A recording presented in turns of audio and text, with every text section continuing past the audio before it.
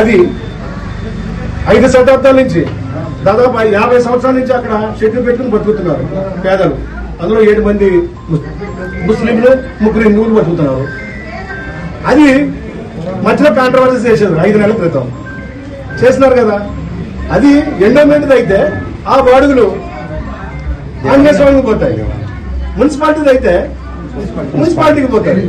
మధ్యలో ఎమ్మెల్యే గారికి కానీ మాకు కానీ వచ్చే నష్టం అయితే లాభం ఏంది? కానీ ఎవరైతే దాంట్లో 50 సంవత్సరాల నుంచి బతుకుతున్నారో వాళ్ళకే షాపులు ఇవ్వాలని మాత్రమే మాట్లాడినాం మేము.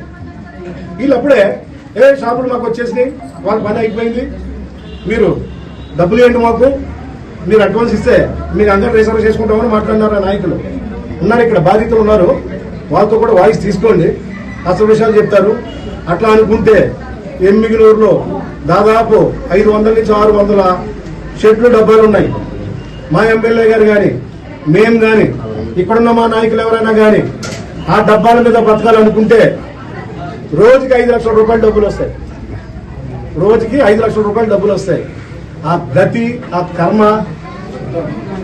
మేము వ్యాపారాలు చేసుకుంటాం, రాజకీయాల్లో డబ్బులు ఖర్చు పెడతాం, రాజకీయాల్లో మా దగ్గరకు వచ్చిన వాళ్ళకి సాయం చేసుకుంటూ పోతాం.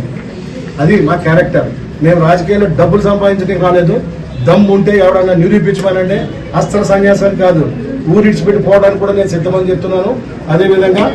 అదేవిధంగా భవిష్యత్తులో ఎవరు నా జోలికి వచ్చినా నేను డిఫార్మేట్ చేస్తానని చెప్పేసి